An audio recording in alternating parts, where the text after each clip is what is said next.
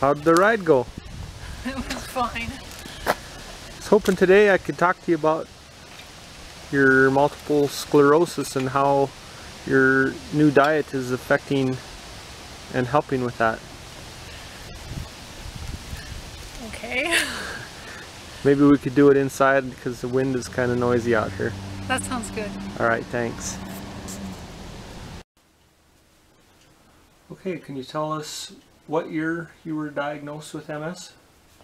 I was diagnosed in October of 2000. Okay. And what did you do about it? Well, first thing that they did was put me on a medication and send me home. I couldn't walk.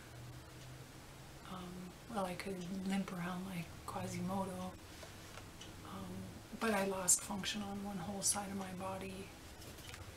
Went to see Dr. Williams, who's a neurologist, and he started me on physical therapy. He said that I had 30% function, and the physical therapy should give me my function back, or some of it anyway. He had me come back in 3 months. I went in 3 months after doing physical therapy. He said I had at that time 70% function in my body. So I was pretty encouraged by what physical therapy was doing for me, just moving and trying to get my strength back. I went back in after 6 months, after I first started seeing him, and I was doing pretty well. I was getting pretty strong. There were function that I would never get back, but I was doing well. You could barely tell that I had lost function. So tell us about the drugs you've been on. What drugs did he start you on? The doctor that I first saw when I was diagnosed put me on Avonex.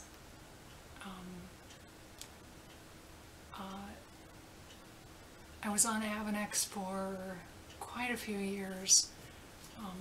It really caused a lot of depression, and I would just periodically stop taking that medicine because of the depression, and then I would have relapses because I wasn't on my medication, and it was kind of like a merry-go-round. Then I got really tired of that, and I started taking Rebif, which was the same form of medication, so it really didn't stop that depression. And it was a subcutaneous shot that I took. I think I took that every other day. The Avonex I took once a week. It was an intramuscular shot. So now I was on the Rebif, and it was a subcutaneous, which is just under the skin. And it still had most all the symptoms that I had, or side effects that I had with the Avonex, and besides having big old blotchy bruises all over myself wherever I gave myself the shot.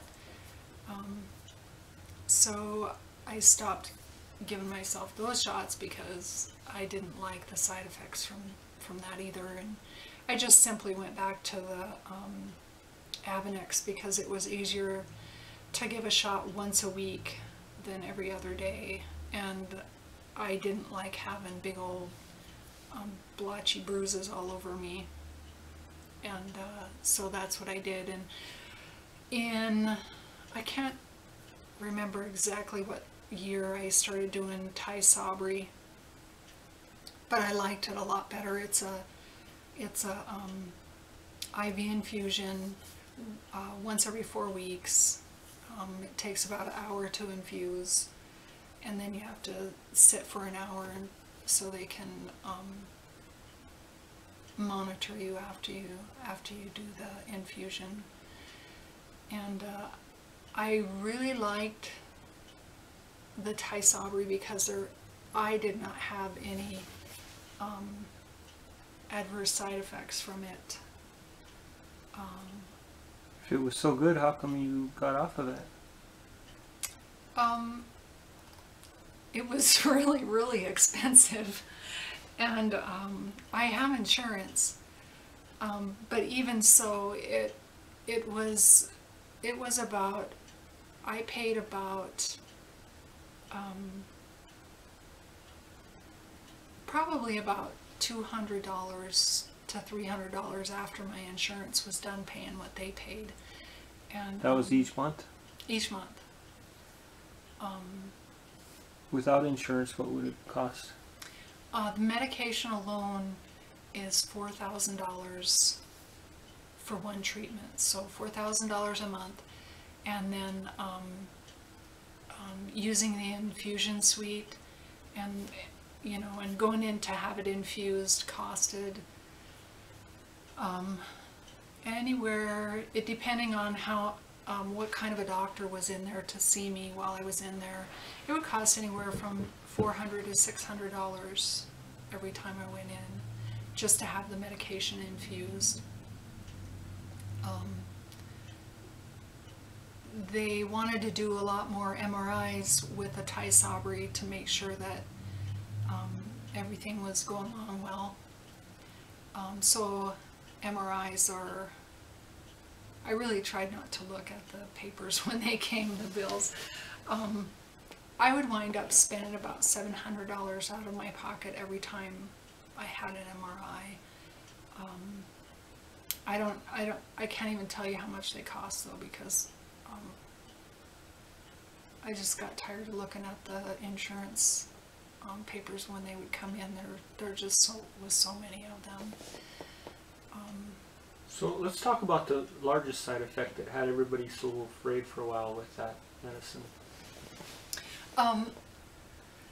A side effect. I don't know if that would be a side effect. I guess it would be an adverse reaction. So one of the biggest side effects from Dietary is PML. It's a viral infection.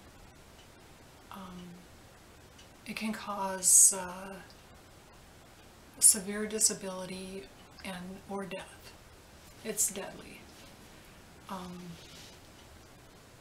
Shortly after taking Dietary, they did a test to see if you tested positive for the JC virus.